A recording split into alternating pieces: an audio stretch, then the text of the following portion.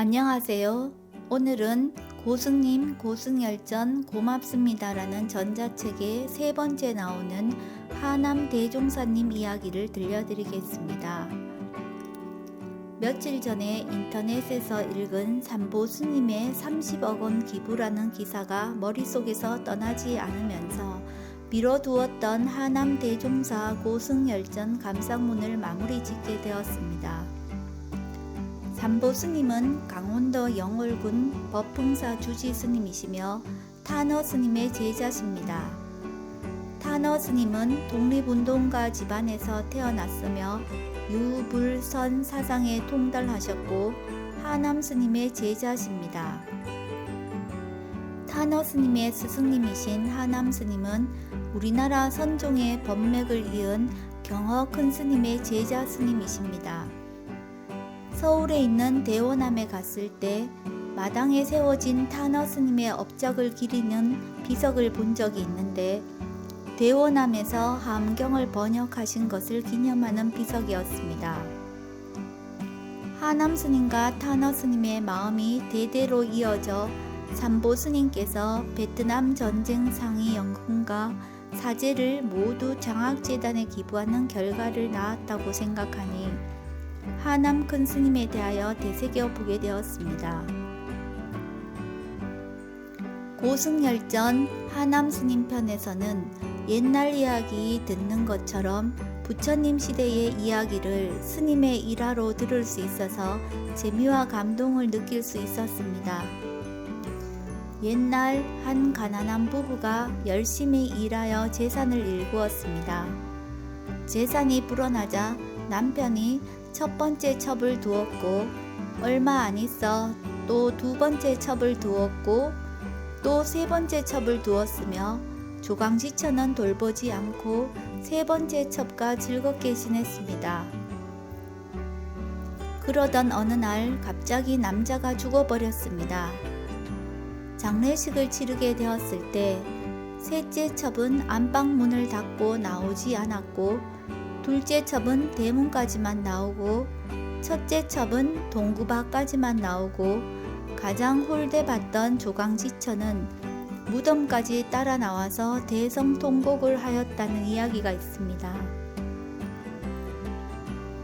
언젠가 들어본 이야기였는데 이것이 부처님께서 하신 이야기인 줄은 몰랐습니다. 셋째 첩은 금은보화 재물을 뜻하고 둘째 첩은 집이라는 재산, 첫째 첩은 명예, 조광지처는 업을 비유한 부처님 가르침이었습니다. 우리는 업의 상속자이며 내가 지은 마음의 에너지는 전생, 이생, 내생, 그리고 지금 찰나찰나 순간마다 나를 따라옵니다. 업의 가보는 높은 산, 깊은 바다 속에 숨어도 피할 길이 없으므로 악업을 짓지 말고 선업을 닦도록 해야 합니다.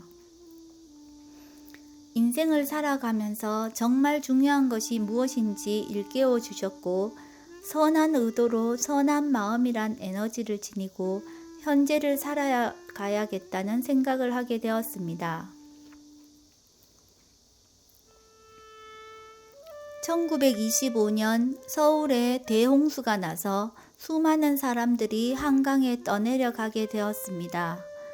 그때 하남스님께서 강남 봉은사의 조실로 계셨으며 주시청호 스님께서는 절 재산을 팔아서 배를 구입하여 한강에 빠진 700여 명의 사람들을 봉은사 스님들과 함께 구해주셨습니다.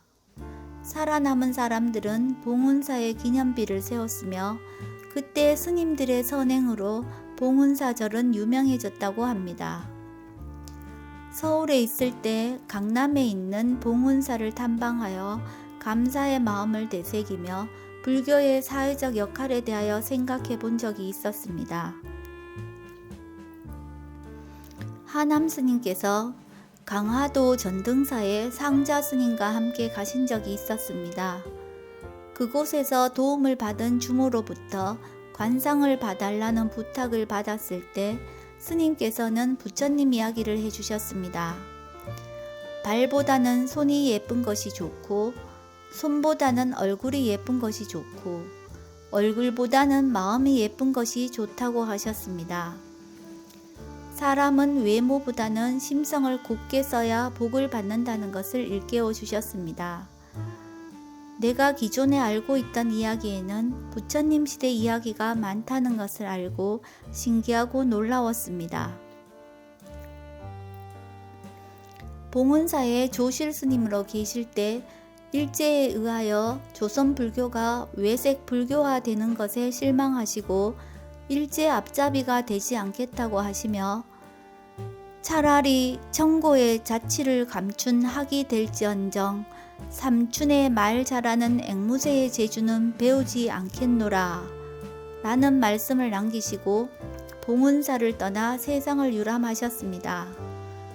전국 유람 후 마지막으로 오제산에 들어가셔서 상원사에서 좌탈 인망으로 열반하실 때까지 나오지 않으셨습니다. 상원사에서 앉은 채로 열반하신 모습은 마침 저를 방문했던 국군 장교가 사진을 찍어서 열반상이 후세에 전해지게 되었습니다. 6.25 전쟁 때 상원사를 불태워야 한다는 군인들에게 살 만큼 살았으니 함께 불태워라 하시니 이에 감동받은 국군 중위 덕에 상원사는 문짝만 불태워진 유명한 일화도 있습니다. 하남스님은 천지가 창조되었다면 최초에 누가 창조했느냐에 의문을 품고 출가하셨습니다. 현대 천문학에 의하면 우주 탄생은 한 점의 팽창과 폭발이라는 빅뱅에서 시작되었으며 빅뱅으로 생겨난 원자는 나와 너, 모든 물질과 생명체, 지구, 우주의 구성 물질입니다. 양자물리학의 이중슬리 실험에 의하면 원자는 관찰자가 보느냐 안 보느냐에 따라서 입자에서 파동으로 바뀔 수 있으며 현대 양자역학은 인간의 정신작용을 최초로 과학의 세계로 끌어들여 증명하고 있습니다.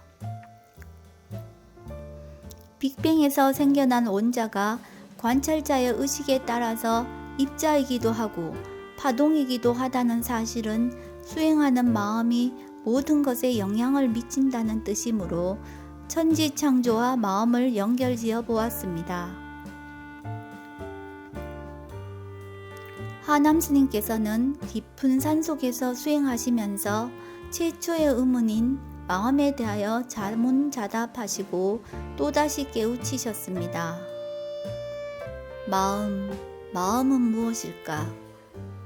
색깔도 없고 모양도 없다. 마음이 괴롭다면 그 마음을 꺼내어 보여라 하셨습니다. 명상수료원에서 자문자답했던 것이 생각났습니다. 두려워하고 불안해하는 마음을 손바닥에 내놓으라고 스스로에게 질문했을 때 본래 없는 것을 어떻게 꺼내 놓겠는가 라고 생각했었습니다.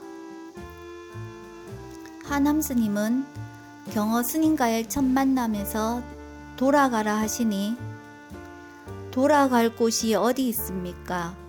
온 곳이 없는데 돌아갈 곳이 어디 있습니까? 라는 대답으로 경허 스님 문화에 머물 수 있게 되었습니다. 당대 최고의 스님이셨던 경허 스님으로부터 인가를 받으셨고 만공 스님, 경봉 스님과 선문답을 주고받으신 것은 오늘날까지 전해 내려오고 있습니다. 큰 스님들께서 나누신 마음의 상호작용은 글자로 이해하기는 어렵고 그 의미는 상상 그 이상이라는 것을 알았습니다. 하남 스님의 시봉을 들었던 성간 스님은 기운이 너무 세서 그 기운을 다스리지 못하여 전국을 떠돌고 일본도 갔다 오시며 독립운동도 하시고 학교에서 아이들을 가르치기도 하시며 많은 방황과 활동을 하셨습니다. 방 안에 촛불을 끄면 기가 센 사람은 당황스럽지만 기를 다스리는 사람은 어디에 무엇이 있는지 마음으로 살피고 참선을 하신다고 하셨습니다. 당황스러움과 불안에서 벗어나는 방법은 촛불을 켜면 되는 것이라고 쉽고 명확하게 가르쳐 주셨습니다. 그러나 모르는 이에게는 어려운 것이지만 발생했던 과거의 어리석음은 교훈으로 삼고 지혜의 촛불로 현재의 삶을 밝혀 나가야겠습니다. 이상으로 말씀과 행동에서 바르고 정의로운 부처님의 마음을 보여주신 하남 대종사님의 고승열전 감상문을 마치겠습니다. 행복하고 건강한 날 되세요.